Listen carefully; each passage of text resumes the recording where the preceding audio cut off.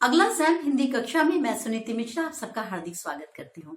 तो बच्चों, आजकल हम पढ़ रहे हैं कक्षा 9वीं की संचयन, और आज मैं पढ़ाने जा रही हूँ संचयन का अंतिम पाठ छठा, दिए जल उठे। इसके लेखक हैं मधुकर उपाध्याय।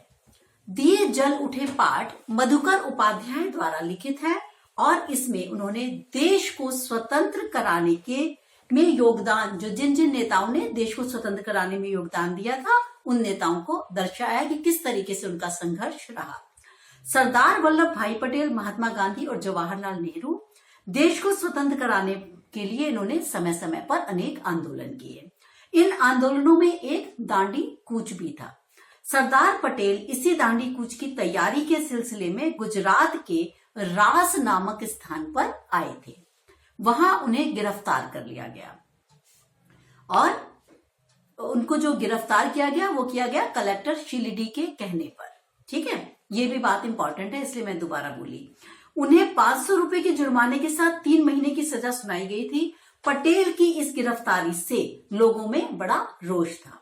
देश भर में उनकी गिरफ्तारी पर अनेक प्रतिक्रियाएं हुई। मदन मोहन मालवीय ने केंद्रीय सभा में एक प्रस्ताव पारित किया जिसमें उन्हें पटेल को बिना मुकदमा चलाए पटेल को जेल भेजने के लिए सरकारी कदम की बड़ी निंदा की गई। उन्होंने कहा आपने पटेल को किस जुर्म में जेल भेजा, पहले ये बताइए, और ना ही आपने उस पर मुकदमा चलाया।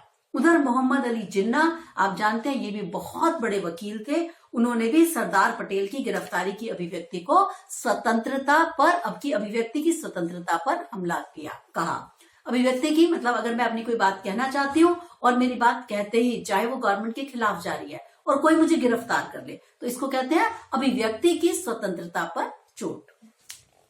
सरदार पटेल को राज से बोरसद की अदालत में लाया गया। वहां से साबरमती जेल भेज दिया गया।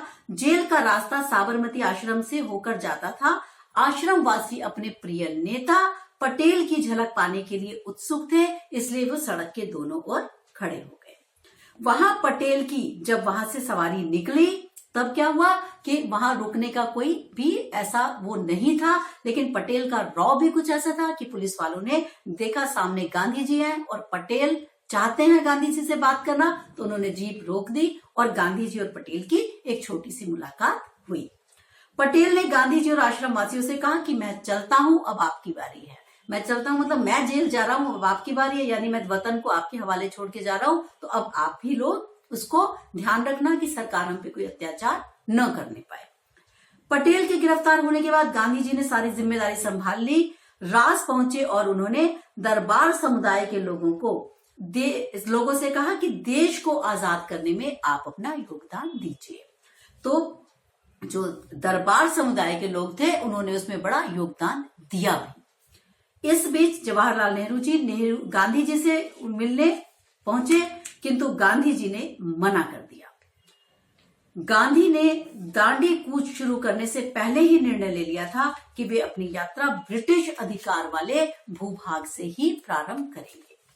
गांधी जी और अन्य सत्याग्रही बाजे गाजे बजाते हुए रास पहुंचे। गांधी जी ने वहां उपस्थित लोगों को सरकारी नौकरियां छोड़ देने के लिए प्रेरित किया कि सरकार की नौकरी हम नहीं करेंगे। ये भी एक विरोध जताने का तरीका था। गांधी जी और सत्याग्रही जब रात से चलकर कनकपुरा पहुंचे तो एक वृद्धा ने गांधी जी से देश को आजाद कराने की बात कही। उन्होंने उसे भरोसा दिलाया कि वे देश आजाद कराकर ही लौटेंगे। गांधी जी ने अपनी दांडी यात्रा को धर्म यात्रा कहा और कहा मैं बीच में इसमें किसी भी प्रकार का आराम नहीं करूंगा। गांधी जी और अन्य सत्याग्रही मही नदी के किनारे पहुंचे। वहां उनके स्वागत के लिए बहुत लोग खड़े थे। आधी रात के समय मही नदी के तट पर अद्भुत नजारा था। कैसे? सभी लोग हाथों में दिए लेकर खड़े हुए थे।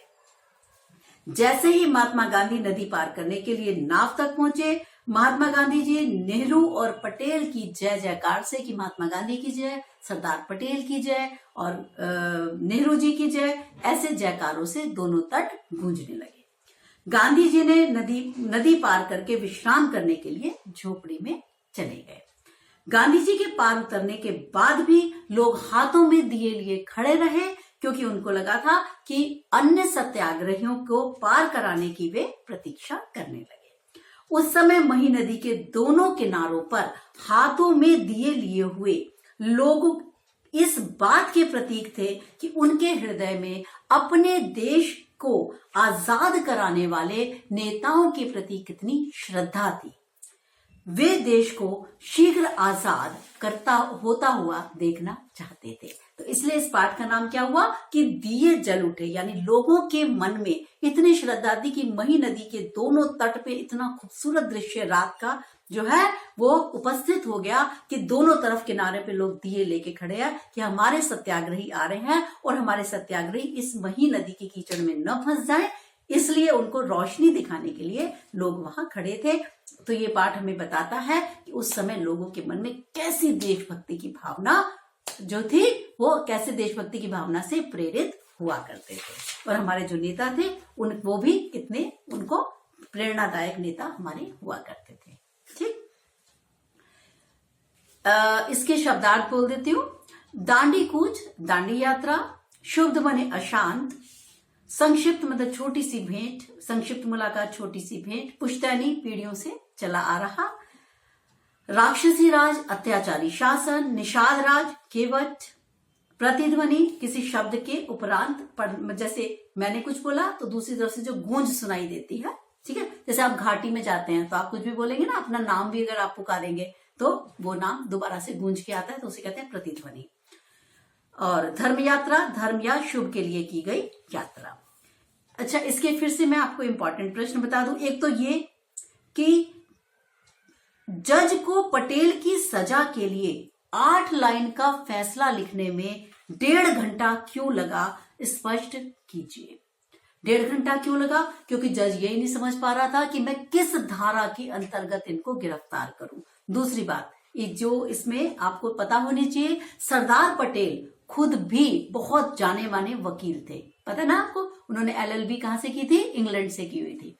तो उनको खुद को इतनी जानकारी थी कि जज के हाथ कांप रहे थे कि अगर मैं इन पे कोई भी गलत धारा लगा दी, और ऊपर से मोहम्मद अली जिन्ना इनके साथ, तो ये इसलिए घबराए हुए थे कि अगर मैं किस धारा में इनको गिरफ्तार करूं। और सरदार पटेल वैसे भी बड़े निर्भीक थे, वो किसी बात से डरते नहीं थे, बड़े निडर थे।